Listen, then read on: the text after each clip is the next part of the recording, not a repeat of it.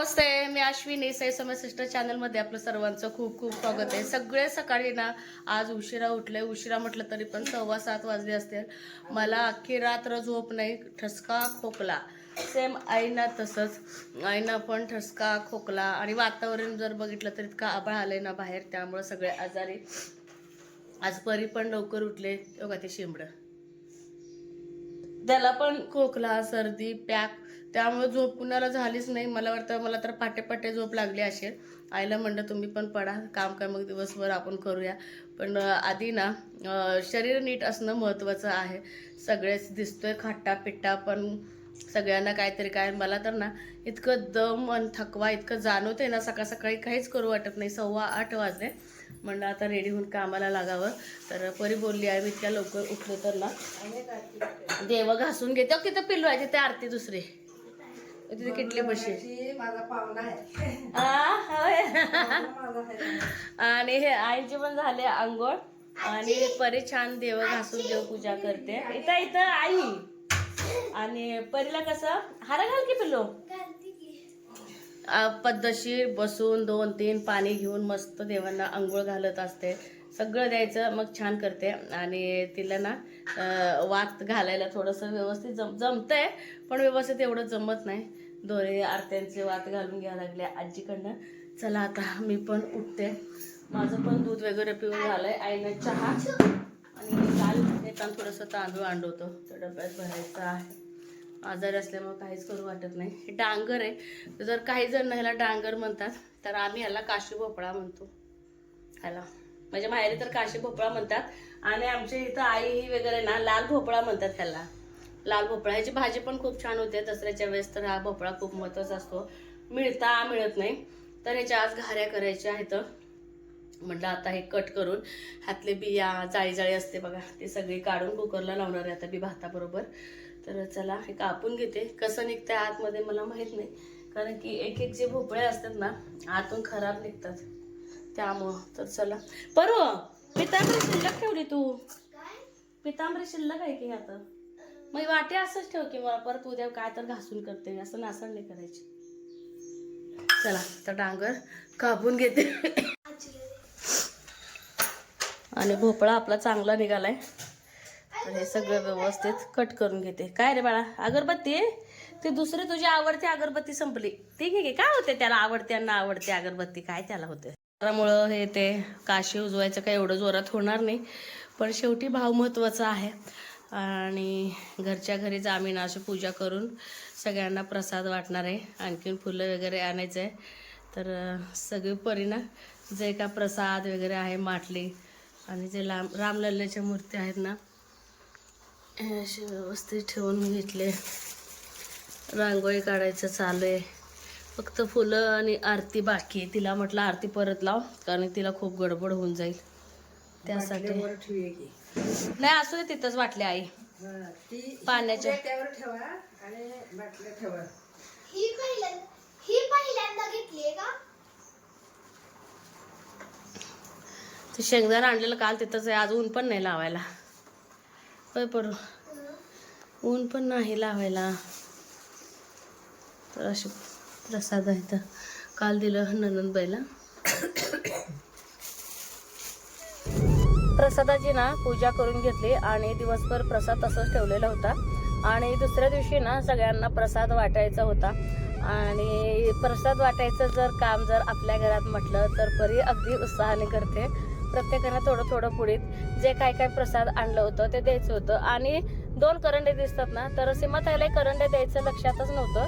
तर एक त्यांचं करंडे द्यायचं आहे. आणि एकदम सकाळी इतकी छान पूजा प्रसन्न वाटत होती ना, खूप छान. आणि सई जेव्हा आंघोळ केली ना सकाळी, त्यावेळेस तीही पूजा मस्तपैकी करून घेतली.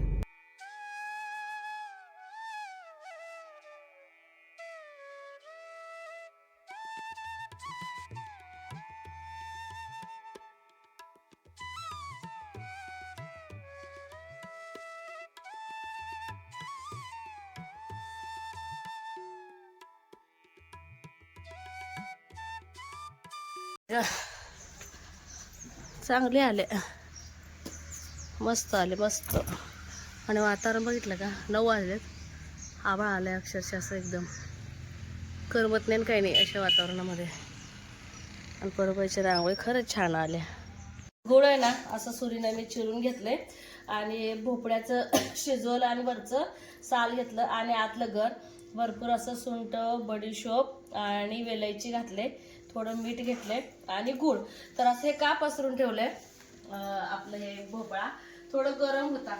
म्हटलं आता हे सगळं गार होईपर्यंत बसण्यात काय पॉईंट नाही, कारण की आधीच खूप उशीर झालेला होता. त्यामुळं चुलीवरची भाजी पण बनवून घेतली आणि मी आणि आई दोघी चपात्या पण बनवून घेतल्या. म्हटलं आता लागलीच घाऱ्या पण करावं, कारण की गरम गरम जितकं खाईल तितकं छान लागतं तुपाबरोबर. आणि अशा ताईला पण म्हणलं चला त्यांना पण आज आपण घाऱ्या देऊन टाकू खायला, दोन्ही पण होऊन जाते. आणि शक्यतो ना थोडं थोडं थोडं पीठ घेऊनच ना हे घाऱ्याचं मळायचं असते, कारण ह्याच्यामध्ये ना एकतर भोपळ्याला पाणी भरपूर सुटलेलं असते. पाणी म्हणजे मळताना पाणी घालायच्या भानगडीत पडायचं नाही. कोण कोण खूप म्हणजे असं अवघड रेसिपी करत बसते, तसं काही करायचं नाही. डायरेक्ट भोपळा आपला शिजवा, गुळ किसा आणि बाकीचं सुंठ बडीशोप विलायची तुम्हाला काय आवडते सगळं घाला आणि असं मळा. हे बघा एक थेंब पाण्याचा वापर नाही. आणि जर घरात सगळ्यांना जर सर्दी खोकला नसता 200% मी ह्याची पुरीच केली असते. पुरी जरी केली तीळ लावून किंवा खसखस लावून इतकं भारी लागतंय ना, त्या पुरीला 10-15 दिवस काही म्हणजे काही सुद्धा होत नाही.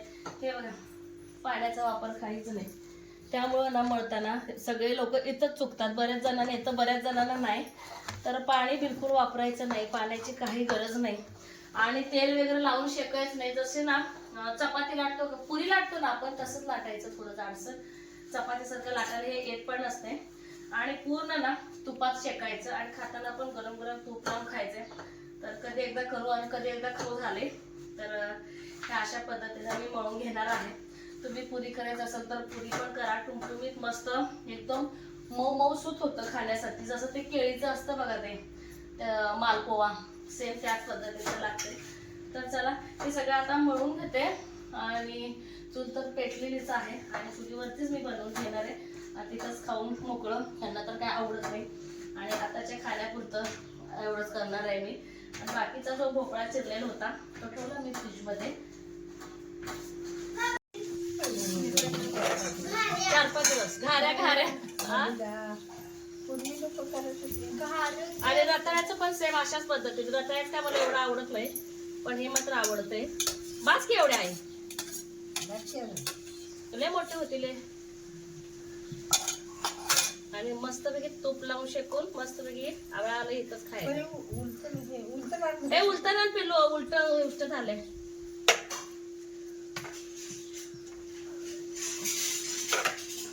पुऱ्या केल्या असत्या पण सगळ्यांना खोकला आलाय. पुऱ्या सगळ्यांनाच खोकला आलाय. काय मग काय तर सगळ्यांचे घसे बसलेत घरामध्ये. त्यामुळे ना सगळ्यांचं मन अगदी उडून गेलंय.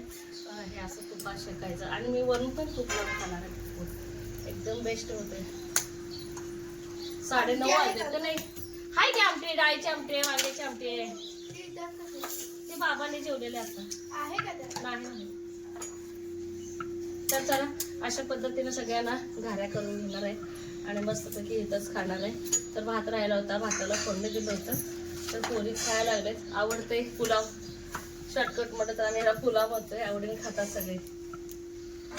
मस्त गारगे होत आहेत गरमागरम. ते पोरे नुसतं फिरते. कशाचं हे काय ग खर्चाचं दूध. तुम्ही काय जेवणार आहे ना का डायरेक्ट कार्यक्रमात जाणार आहे. आणि आज मला ना चिकाच्या वड्या आणि खर्चाचं दूध असं माझ्या एका चुलत सासूबाईनं दिलंय. आणि तांदळाची भाजी दिली होती, ती भाजी केली. खाऊन बघ ना परू. खाल्ले म्हणून का वड्या कमी झालेत, तुमच्यासाठीच आहे. आणि मला आमटीची भाजी म्हणजे चाकवत जेवणच करू चला आता आणि कोथिंबीर असं पण दिले. आज ना 28 जानेवारी आणि म्हणजे खूप मोठा काळाकुट्टा दिवस म्हटलं तर चालेल महाराष्ट्रासाठी खास करून. आणि पूर्ण भारत जगातले जे काय आता आपले आहेत मातबर लोक सगळेच हादरून गेलेले आहेत, कारण की अनपेक्षित अशी घटना घडलेली आहे. तसं जर बघायला गेलं तर ह्या मला वाटतं एक 8-9 महिन्यामध्ये अशी 2 विमान दुर्घटना घडलेली आहे. एक सगळ्यात मोठी दिल्लीमध्ये घडलेली आणि दुसरी म्हणजे आता बारामतीमध्ये घडलेली. आणि जेव्हा म्हणजे एक एक स्टेटस असं पडायला लागले ना भावपूर्ण श्रद्धांजली म्हणून. जेव्हा माझं काम झालं त्यावेळेस मी मोबाईल बघितला, इतकं वाईट वाटलं ना एकदम. अजित दादा असं सोडून गेले. आजारी वगैरे पडलं तर काही वाटत नाही. आणि विशेष म्हणजे त्यांच्याच एरियामध्ये म्हणजे बारामतीमध्ये पडल्यामुळं ना विचित्रच वाटतंय सगळ्यांनाच. इकडं तिकडं नाही आणि काय नाही. त्यांच्या त्या जन्मभूमीत म्हणजे काटेवाडी जरी त्यांचं गाव जरी असेल पण त्यांच्याच इथे ते दुर्घटना घडली. इतकं वाईट वाटतंय ना, खूप वाईट वाटतंय. आणि विशेष म्हणजे ते काय असं माजी उपमुख्यमंत्री वगैरे नव्हते, काय नाही, आणि चालू उपमुख्यमंत्री होते, त्यामुळे जरासं जास्त वाईट वाटतंय. आपल्या आता जे काय आपल्या महाराष्ट्राचं आता सध्याचं जे नेतृत्व आहे आणि किती आता सगळं हे चालू आहे बघा की, जसं की आता बघा कुठली पण योजना असो, पुढाकार वगैरे सगळं दादांचा असायचा. तर ते TV वरती वगैरे आक्रोश बघून ना आपोआप अंगाला काटा येतो. तर पूर्ण ना महाराष्ट्र भारत तर थक्क झालायच. जसं की आता आपले भावकीत वगैरे कोणतर वारल्यानंतर एकदम ते सुटकाचं वातावरण फिलिंग येतं बघा, तसं ते फिलिंग यायला लागलेलं आहे. कुठलं काय करू वाटेना, काय नाही, सगळं म्हणजे इंटरेस्टच पूर्ण निघून गेलेलं आहे. अशा प्रकारे अपघात होईल असं कधीच कोणाला वाटलंच नव्हतं. कारण की ना प्रत्येक नेत्यामध्ये ना तो नेता, मला तर सांगताना पण मला असं मजा यायला लागली की खूप हसवायचे ते दादा. म्हणजे एकदम सिरियस भाषण करायचं नाही. कोण अधूनमधून जरी उठून आलं त्याची चेष्टा करत का होईना पण संभाषण करत होते की पटकन चा खाली वगैरे असं काही ते करत नव्हते. त्यामुळं खूप वाईट वाटतंय. अशी घटना घडायला पाहिजे होती. विशेष म्हणजे त्यांच्यासोबत जे असणारे नवीन वैमानिक होते, नवीन म्हटलं तर ट्रेनिंग दिलेलंच असतं, पण अगदी यंगच लेडी होती ती. परत आणखीन एक होती त्यांच्याबरोबर ती कार्यकर्ते वगैरे, अशा सगळ्या मिळून 6-7 जणांचा मृत्यू पावले. खरंच त्यांना मनापासून खूप भावपूर्ण श्रद्धांजली. म्हटलं ते एकदम ते मुलं सुद्धा ना काल सईपरी अर्ध्यात न गेले. काही शाळेला सुट्टी होती, काही शाळेला सुट्टी नव्हती, शासकीय दुखवटा. तसं जर बघायला गेलं तर काल शाळेला सगळ्या सुट्टी. आणि आमचं आलेगाव इतकं कडकडून सगळं ना म्हणजे इतकं शोकमध्ये गेलं ना, अक्षरशः पानपट्टीपासून ते गॅरेजपासून सगळे दूध डेअरीपासून बघा, शेतकऱ्यांनी सुद्धा त्यांचं म्हणजे विचार केला नाही व्यवहाराचा. सगळं बंद होतं काल, म्हणजे पूर्ण आमचं गावाचं बंद. तर दादांच्या ना मृत्यूच्या अगोदर म्हणजे आदल्या दिवशी 27 जानेवारीला खूप छान हळदी कुंकूचा कार्यक्रम आमच्या गावात पार पडला. मला तर वाटतं पहिल्यांदाच असा एकदम छान कार्यक्रम पार पडला असेल. आणि त्या कार्यक्रमामध्ये मी खूप उत्साहाने सुद्धा ना स्पर्धेत भाग पण घेतला, नंबर पण काढला, काही म्हणजे गोष्टी वगैरे मजा मस्ती केलेली होती. तो ब्लॉग मला खरं टाकायचा होता, पण तो ब्लॉग मी आता नाही टाकणार, बरोबर दिसणार नाही. ते ब्लॉग मी आता उद्या टाकणार आहे. ते ब्लॉग तुम्ही बघायला अजिबात विसरू नका. आणि सगळ्या महाराष्ट्रात, भारतातल्या सगळ्या जनतेला, सगळ्यांनाच खूप वाईट वाटते की दादा असं अचानक सोडून गेलेले आहेत. त्यामुळं बघा त्यांचे काका अजून शरदचंद्र पवार साहेब ना अजून म्हणजे अगदी व्यवस्थित आहे. त्यांच्या देखत अशी घटना घडावी. आणि दादांचे आई पण अजून आहे, वडील पण आहेत ना त्यांचे, वडील नाहीत ना, आई आहे एवढं मला माहिती आहे. आई देखत असं व्हावं अशी घटना. आणि ते पण किती नशिबवान म्हणायचं, वयाच्या 66व्या वर्षी पण त्यांना अजून आईचं म्हणजे प्रेम मिळत होतं दादांना. ते एका आईसाठी दुःख पचवणं खरंच खूप म्हणजे खूप अवघड गोष्ट आहे. आता आपल्यावरूनच आपण समजून घ्यायचं, प्रत्येक आईची माया वेगळीच असते. जरी राजकारणातले जरी असेल किंवा निवडणूक वगैरे असेल, त्या म्हणजे त्या बाबतीतच तेवढ्या पुरतं मर्यादित ठेवून त्यांचं पण आयुष्य असतं की नाही खाजगी आपल्यासारखं, तसंच पण खूप वाईट घटना घडली. मला वाटतं ना दुसऱ्या दिवशीच ना त्यांचं मला वाटतं 11 वाजताच पूर्ण होणार आहे त्यांचं सगळं अंत्यसंस्कार वगैरे. परत एकदा दादांना खरंच भावपूर्ण श्रद्धांजली. तर आता इथंच व्हिडिओचा एंड करणार आहे. कसा वाटला आजचा ब्लॉग आणि भोपळ्याचे घारगे वगैरे कसे वाटले सांगा. खूप दिवसांनी केले होते, खाऊ पण वाटायला लागले होते, माझ्यापेक्षा जास्त परलाच खाऊ वाटत होते. तर चॅनेलवरती कोण नवीन एका व्हिडिओ तर बघत राहा, लाईक शेअर सबस्क्राईब करायला अजिबात विसरू नका. बाय.